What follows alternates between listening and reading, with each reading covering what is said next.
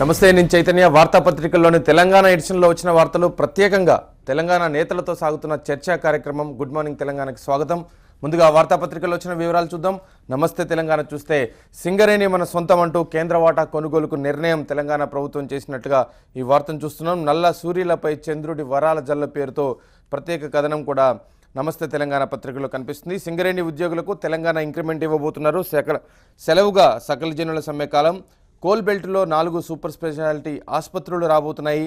సింగరేణికి అనుబంధంగా medical college, అదనంగా మరో 2 థర్మల్ స్టేషన్లు ఏర్పాటు చేయబోతున్నాయంటూ సింగరేణి సమీక్షలో ముఖ్యమంత్రి కేసీఆర్ నిర్ణయించినట్లుగా మనం ఈ వార్తను మనం చూస్తున్నాం. ఇక సిమెంటుకు ముడి సరుకు మంట పేరుతో పరిశ్రమలు గగ్గోలు పెడుతున్నాయి. రెట్టింపవుతున్న ఉత్పత్తి వ్యయం కంపెనీల రక్షణకే పరిమితమైందంటూ మరొక వార్తను కూడా చూస్తున్నాం. సిమెంట్ ధరలపై రేపు ప్రత్యేక భేటీ జరగబోతుంది. అధికారులకు సీఎం ఆదేశం. కేసీఆర్ని కలిసిన క్రీడాయ ప్రతినిధుల పేరుతో ఈ వార్తను మనం చూస్తున్నాం. లార్డ్ సాహెబ్ల పేరుతో మెరిసిన భారత జట్టు క్రికెట్ మక్కాలో టెస్ట్ను విజయం సొంతం చేసుకున్నారు 28 ఏండ్ల తర్వాత అంటూ మరొక వార్తలు కూడా నమస్తే తెలంగాణ చూడొచ్చు. 3 రోజుల్లో భారీ వర్షం అంటూ తీవ్ర వాయుగుండంగా మారిన అల్పపీడనం. రాష్ట్రంలో పలుచోట్ల భారీ వర్షాలు కురిసే అవకాశం. హైదరాబాద్కు మోస్తరు వర్షం చూసినట్టు ఒక శుభ సూచికగా వాతావరణ శాఖ మనకు అందిస్తున్న వార్తను మనం చూడొచ్చు. అంధ విద్యార్థులపై టీచర్ కర్కశం పేరుతో కాకినాడ అందులో స్కూల్లో దారుణం అంటూ ఫోటోతో కూడినటువంటి ఒక వార్తను నమస్తే తెలంగాణ ప్రచురించింది. కాంగ్రెస్కు ట్రబుల్స్ పేరుతో 2 రాష్ట్రాల్లో చిచ్చురేపిన మంత్రుల రాజీనామా అంటూ అసోం గోగాపై 38 మంది ఎమ్మెల్యేల తిరుగుబాటు చేసినటువంటి జాతీయ అంశాన్ని కూడా నమస్తే తెలంగాణ పత్రిక ప్రచురించింది. ఇక ఈనాడు దినపత్రిక చూస్తే, కౌన్సిలింగ్ ఆపేయమనలేదు అని సుప్రీంకోర్టు అన్నట్లుగా వార్త చూస్తున్నాం. ఇంజనీరింగ్ ప్రవేశాలపై సుప్రీంకోర్టు స్పష్టీకరణ. గడువు కావాలన్న తెలంగాణ పిటిషన్ పైన విచారణ జరుపుతున్నామని వెల్లడి. మంగళవారానికల్లా కౌంటర్ దాఖలు చేయండి అని ఏపీ ప్రభుత్వం ఏఐసిటికి ధర్మాసనం ఆదేశాలు జారీ చేసింది. సోమవారమే అఫిడవిట్లు సమర్పించిన ఏపీ తదుపరి విచారణ ఆగస్టు 4కి వాయిదా పడిందన్నట్టు వార్తను చూస్తున్నాం. 2-3 రోజుల్లో కౌన్సిలింగ్పై స్పష్టత వచ్చే అవకాశం ఉందంటూ క్వశ్చన్ మార్కుతో మరొక వార్త కూడా కనిపిస్తుంది. 28 ఏళ్ల తర్వాత లార్డ్స్ మనోళ్లే అంటూ క్రికెట్కి సంబంధించిన వార్త. తెలంగాణ బ్రాండ్ అంబాసిడర్గా సానియా మిర్జా ఉండబోతుంది. ముఖ్యమంత్రి కేసీఆర్ నిర్ణయించారు. శిక్షణ కోసం ఆమెకు ₹1 కోటి సాయం అందించినటువంటి వార్తను కూడా మనం చూస్తున్నాం. అనుచితంగా రాజీ పడ్డారంటూ యూపీఏ హయాంలో రాజకీయ ఒత్తిడికి తలొగ్గారని, అవినీతి ఆరోపణలు ఉన్న న్యాయమూర్తికి అవకాశం ఇచ్చారంటూ 3 మాజీ ప్రధాన న్యాయమూర్తులపై జస్టిస్ కడ్జు ఆరోపణ చేశారు. ఇప్పటిదాకా ఏం చేశారు అని కాంగ్రెస్ సిపిఐ ప్రశ్నించిన వార్త. విచారణ జరిపించాలని అన్నా డీఎంకే డిమాండ్ చేస్తున్న వార్తను కూడా మనం చూస్తున్నాం. ఇంకా బోనాలకు సంబంధించిన వార్తలు కూడా కనిపిస్తున్నాయి. ఉద్యోగులకు త్వరలో నగదు రహిత వైద్యం పేరుతో మార్గదర్శకాల్లో ప్రభుత్వం ఉంటుంది. ఖర్చు అపరిమితమైన భరించేందుకు తెలంగాణ సర్కారు కసరత్తు చేస్తున్నటువంటి వార్తను చూస్తున్నాం. తెలంగాణకు 163 ఐఏఎస్ పోస్టులు దక్కాయి. ఆంధ్రప్రదేశ్కు 211 కేటాయింపు. ఐపీఎస్ ఐఎఫ్ఎస్ పోస్టులు కూడా విభజన చేస్తున్నారు. ఆమోద ముద్ర వేసిన కేంద్రం పేరుతో వార్తను చూస్తున్నాం.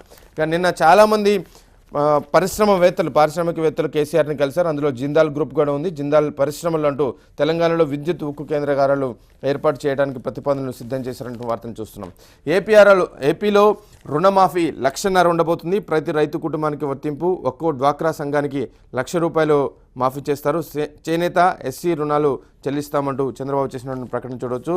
సింగరేణి మన సొంతం కావాలి అంటున్నారు కేసీఆర్. కేంద్రం వాటా కొనే అవకాశాన్ని పరిశీలించండి అని, విదేశాల్లో గనుల తవ్వకాలపై అధ్యయనం చేయాలని సింగరేణిపై సమీక్షలో సీఎం కేసీఆర్ ఆదేశాలు జారీ చేసిన వార్తను చూస్తున్నాం. మార్పులు చేపట్టే ప్రసక్తే లేదంటూ కృష్ణా జలాలపై కర్ణాటక మంత్రి పాటిల్ స్పష్టీకరణ చేసిన అంశాన్ని కూడా మనం ఈనాడు దినపత్రికలో చూడవచ్చు. ఆంధ్రజ్యోతి దినపత్రిక చూస్తే, సింగరేణి కొనేద్దాం పేరుతో ప్రధాన వార్త కనిపిస్తుంది. సాధ్యాసాధ్యాలపై అధ్యయనం ఆదేశించిన కేసీఆర్ పేరుతో ఈ వార్తను చూస్తున్నాం. పూడూరులో నేవీ రాడార్ కేంద్రం, 3 సముద్రాల నుంచి ఇక్కడి నుంచే నిఘా అంటూ 2009 ఎకరాల భూమి కేటాయింపు. సీఎం కేసీఆర్తో వైస్ అడ్మిరల్ సతీష్ సోని భేటీ అయ్యారు. దామగుండ భూములకు 115 కోట్ల పరిహారం లభించబోతున్నటువంటి వార్తను కూడా నిన్న సమీక్షలో చేసినట్టుగా మనం చూస్తున్నాం. కుటుంబానికి ₹1,00,000 మాఫీ. చంద్రబాబు కేబినెట్ నిర్ణయానికి సంబంధించిన వార్త. లార్డ్స్ ఇండియా అంటూ క్రికెట్ మక్కాలో 28 ఏళ్ల తర్వాత గెలిచిన భారత్. బౌన్సర్ల ఈశాంత్కు 7 వికెట్లు దక్కాయనటువంటి వార్తను కూడా మనం చూస్తున్నాం.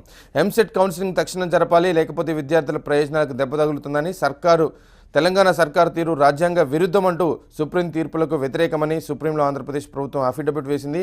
కేసు ఆగస్టు 4కి వాయిదా పడినటువంటి వార్తను కూడా చూస్తున్నాం. అవినీతి జడ్జికి అండగా అధికారం అంటూ ఖర్చు చేసినటువంటి వ్యాఖ్యలు.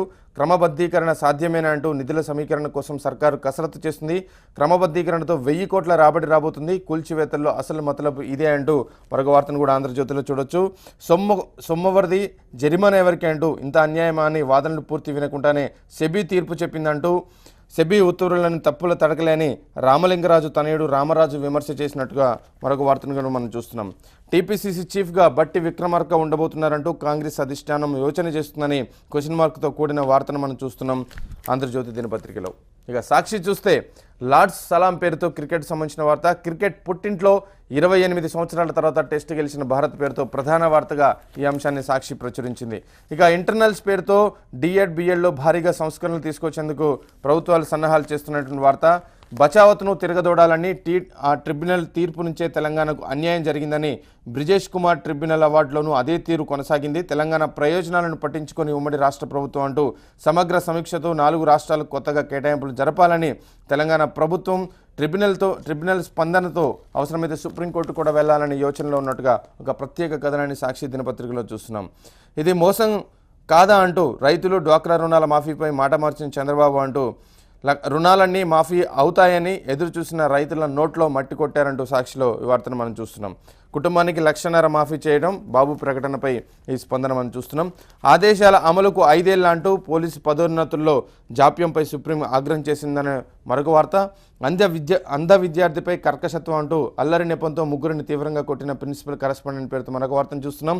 సింగరేణి మనకే అంటూ కేంద్ర ప్రభుత్వ వాటాలు కొనేద్దామని సీఎం కేసీఆర్ ప్రతిపాదన తీసుకొచ్చారు. సాధ్యాసాధ్యాలను పరిశీలించాలని సంస్థ యాజమాన్యానికి సూచనలు చేసినటువంటి అంశాన్ని కూడా సాక్షి దినపత్రిక హైలైట్ చేస్తుంది. ఇవి వార్తాపత్రికలో ఉన్న వివరాలు. ఇప్పుడు చిన్న బ్రేక్ తీసుకుందాం. బ్రేక్ తర్వాత వీటిపై చర్చ కొనసాగిద్దాం. చూస్తూనే ఉండండి TV1.